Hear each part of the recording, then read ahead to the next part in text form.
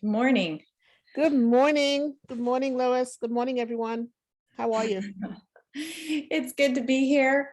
Happy Monday. Happy We Monday. love to be here with you. And we've been talking about excellence lately. Yes. Um, I had my uh, HVAC unit here at our house broke down this week and water all over the floor. And I Oh, was wow. reminded that it is good to do things right the first time. Oh, yeah, the HVAC system. And we didn't have any control over doing it right. That wasn't our job. But, and sometimes, sometimes things aren't necessarily your job. Um, but I do think it's important to do things that you do have control over Yeah. right the first time. Yes. What do you think about that? Yeah, I do believe that there's something to be said for doing it right the first time. I think there was another saying that it reminds me of that you cut once, you measure twice, cut once. Especially, I think it's a woodworking term, right? So if you cut the wood the wrong way the first time, then you're going to have to cut another one, and maybe waste a piece of good wood, right? So if you measure twice and then cut once, then you should be good. So being able to do the thing the right way the first time is definitely a good thing. I think it also speaks to how you show up in what you do, you know, whether this is your wheelhouse to do something, or whether this is your strength, or whether this is your um, area of excellence that you operate in, that you do it well, so that your reputation is intact, that your whatever it is that you do is intact, and that it's the best thing or the best job that you can do of what it is that you're supposed to be good at. But if you show up and do shoddy work, it's not a good thing. Not a good thing.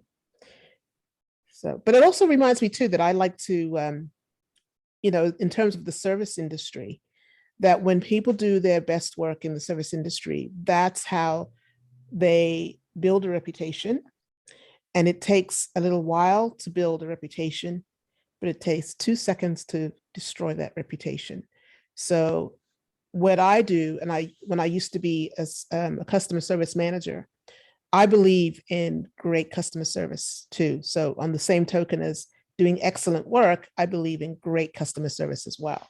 So that I will pay for good customer service and go cross town to get that same service that may be in my same neighborhood, but because it's better service across town, I'll go across town to get it. So it's important that people show up to do their best, whatever their field is or whatever their field of excellence is, to do their best work. It's just important that we do that. Yeah, that was one of the reasons why we didn't go very many places during COVID, not because, people were sick or things like that, but just because people were not doing top notch work. Yeah. Restaurants were saying, "Oh, we don't provide that, or we don't have that," um, or that say, "We're not providing this because the restaurant over there is not providing it, so we don't have to do that." Wow. So it does speak to service. Um, it is important to be able to provide what you are able to. It is easy though to just do less in Yeah. whatever, like even at home. Like if you work from home, like it's easier to come down in your pajamas than to just take a shower and feel a little bit more spunky when you get on your Zoom call. Yeah, that's true. So you cut corners, you cut corners, I guess, or people tend to cut corners more when they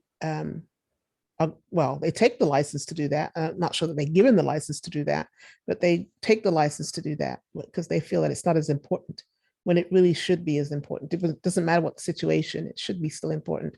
And just to think, the restaurant that you were talking about thought that they didn't have to deliver because this restaurant across the street wasn't delivering. So that's the yardstick that they go by. They go by the yardstick of another restaurant not doing that service. So they feel they shouldn't do that service. So then what happens when COVID is over and things are somewhat back to normal? They've lost good clientele because they decided to cut corners on their service because another establishment was doing that when they could be, sailing high if they just kept their standards up. It's just kind of sad that they would use that as a yardstick for their own service. Another restaurant that's not doing what they would normally do. So that's just interesting that they said that. We had it's interesting. It doesn't take a lot to boost yourself above and beyond what other people are doing. Yeah. We actually had a doctor tell us once, if you want to be a great parent, just look at what everyone else is doing and do the opposite. Yeah, I like that. And I like that. I think in business, there is a lot of copying going on. Oh yeah. What's everybody doing and how can I do that? When really, what is your unique thing that you do and how can you stand out? What's different about what you're doing and what has God given you that is only you? Yeah. Because you are unique, and that's something special. That is something special. You talked about that last week as well, where, you have a unique voice and we all have that unique voice. And the people that need to hear your voice will hear your voice out of the whole crowd of voices. They'll hear your voice and see your signature as opposed to somebody else's. And so you've got to just be uniquely yourself when you show up. Because the people that are meant to hear you will hear you. And those that are not, won't. They'll go to the next person. So we do have our own tribe. We do have our own sheep that listen to our voice. And so I think you mentioned that something along those lines last week about having a unique voice. And it's important to not compare yourself to somebody else, but to be yourself and be uniquely yourself. So yeah. It provides a little more freedom to show up as you. Yeah, absolutely does. Awesome. Awesome. So what do you think about this topic, everyone? This was an important topic today about excellence, how you show up every day as you, as your unique self in the world. How do you show up? And are you showing up as your unique self? And are you showing up in your wheelhouse of excellence? Something to think about and something to digest moving forward, that we show up as ourselves and be unique.